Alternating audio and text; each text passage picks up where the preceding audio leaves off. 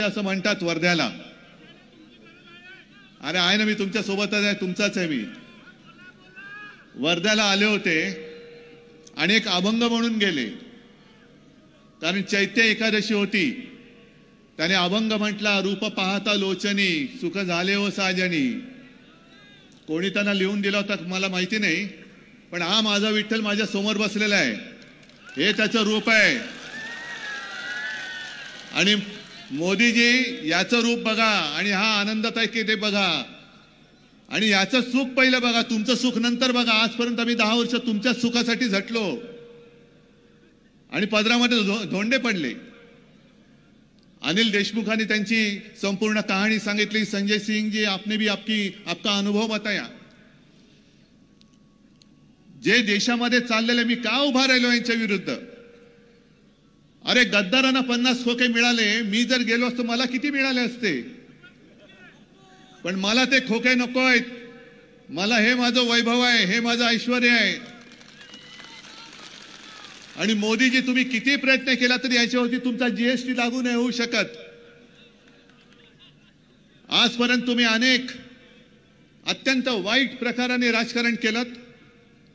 आजपर्यंत कधी देशामध्ये असं वातावरण निर्माण नव्हतं झालं जे आज तुम्ही केलेलं आहे. मी काय धर्माचा प्रचार करायला आलेलो नाही, पण हिंदुत्व हिंदुत्व म्हणून तुम्ही याला म्हणतायत. तुम्ही संपूर्ण जगामध्ये भारत देश आणि हिंदुत्व बदनाम करून टाकलेला आहात. ज्या पद्धतीने तुम्ही एकेकाला तुरुंगात टाकता आहात, अरविंद केजरीवालना टाकलं, हेमंत सोरेनना टाकलं, जगामध्ये देशाची बदनामी झाली. आणि संपूर्ण देशात ही जी एक जुलमशाही चाललेली आहे, संविधान बदलण्याच्या यांची स्वप्न पडलेली आहेत, घटना बदलणार. मग आम्ही काय नुसते नाकर्त्यासारखे बघत बसणार. मी आजपर्यंत कधी वर्धा लोकसभेमध्ये आलो नव्हतो, कारण वर्धा लोकसभा आम्ही कधी लढलोच नव्हतो, मित्रपक्षाला दिली होती. आज मी पुन्हा मित्रपक्षालाच जागा दिली, पण मित्रपक्ष विजयी करण्यासाठी स्वतः या वर्धामध्ये आलेलो आहे. आणि अमरजी, माझ्यानंतर तुम्हाला बोलावंच लागेल, माझ्यानंतर बोलावंच लागेल, कारण यांच्या मनातली यांची जी काही सुखदुःख आहेत ही माझ्यापेक्षा तुम्हाला जास्त माहिती आहेत, आणि ती दूर करण्याचं काम तुम्हाला जास्त करायचं आहे. जे मी नेहमी सांगतोय, आम्हाला एक जमाना असं वाटत होतं की देश मजबूत करायला पाहिजे असेल तर देशामध्ये एका पक्षाचं सरकार पाहिजे. पण आता मीच तुम्हाला सांगतोय की देशामध्ये एका पक्षाचं आणि एका व्यक्तीचं सरकार यापुढे येऊ द्यायचं नाही. कारण संमिश्र सरकार जी होती, अटलजीने उत्तम सरकार चालवलं, मनमोहनजीने उत्तम सरकार चालवलं, नरसिंह रावांनी उत्तम सरकार चालवलं, आणि त्याच काळामध्ये देश पुढे गेला.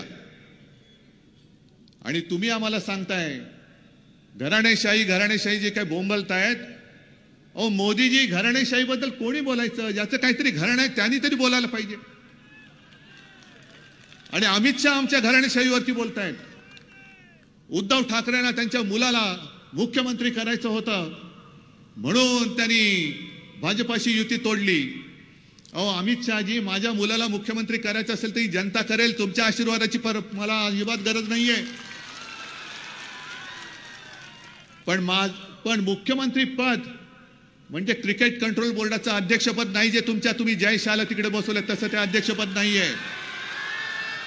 त्याच्यासाठी निवडणूक घ्यावी लागते आणि ही जनता ठरवणार आहे. आज मी तुमच्या समोर आलेलो आहे. शिवसेनेची गद्दारी झालेली आहे. शिवसेनेचं चिन्ह, नाव मोदी आणि शहानी त्यांचे जे चाकर आहेत, निवडणूक आयोग, त्यांच्या माध्यमातून गद्दारानं दिलेलं आहे.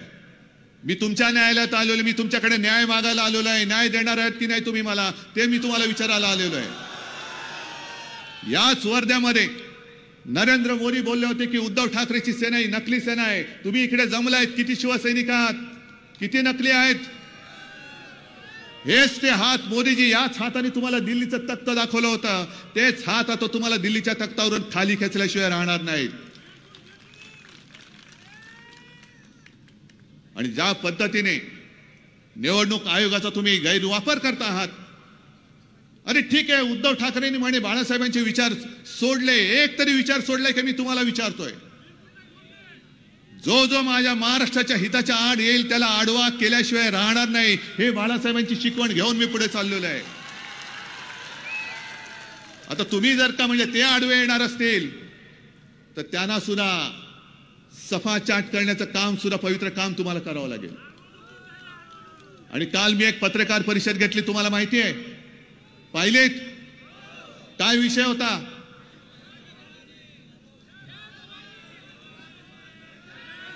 जरा मोठ्याने. संजय जी, मैं आपको बताना चाहता हूं, ये राम का नाम लेकर सब जगह पर भगवान के नाम पे दे दे बाबा करके घूम रहे, वोट दे दो, भगवान के नाम पे दे दो.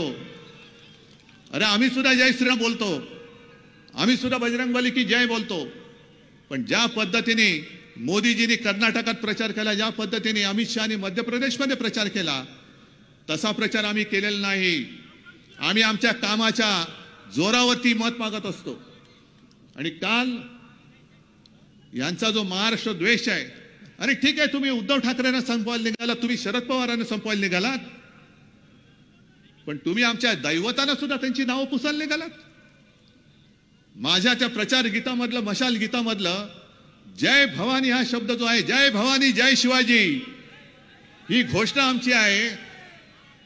तुम्हाला माझ्या भवानी मातेबद्दल एवढा आकस? आणि हे संपूर्णपणे महाराष्ट्र द्वेष्ट सरकार केंद्रातून आपल्याला आता खाली खेचावंच लागेल. मोदी सगळीकडे फिरतायत, अमित शहा सगळीकडे फिरतायत, सगळीकडे जय श्रीरामचा नारा देत आहेत. बरोबर आहे, कारण त्यांचं आता कसं चाललंय, आम्ही जातो आमच्या गावा, आमचा राम राम घ्यावा, हे त्यांचं चाललेलं आहे. गावी चाललेत. माझ्या महाराष्ट्रामधले येणारे आणि असणारे उद्योग तुम्ही गुजरातला घेऊन गेलात. माझ्या विदर्भामध्ये बेकारी वाढते, शेतकऱ्यांच्या घरामध्ये. म्हणजे मला तर आश्चर्य वाटतं की अनेक वेळा मी शेतकऱ्याच्या बांधावर गेलो तेव्हा शेतकरी मला विचारतो की उद्धवजी, आमच्या घरामध्ये खायला दाणा नाहीये. मग मोदीजी, तुमची अवस्था अशी झालेली आहे, दिला नाही दाणा पण मला बाजीराव म्हणा, मला बाजीराव म्हणा. अरे काय तुमची कुवत? 10 वर्ष तिकडे बसलात, विदर्भाचे पालक म्हणून तुमचे इथले सगळे नेते, पलीकडचे गडकरीजी 10 वर्ष केंद्रात बसलेत, पण एक तरी उद्योग या केंद्र सरकारने माझ्या विदर्भामध्ये आणला का, हे तुम्ही त्यांना विचारा. आणि मी तुम्हाला विचारतो, एक तरी उद्योग आणला?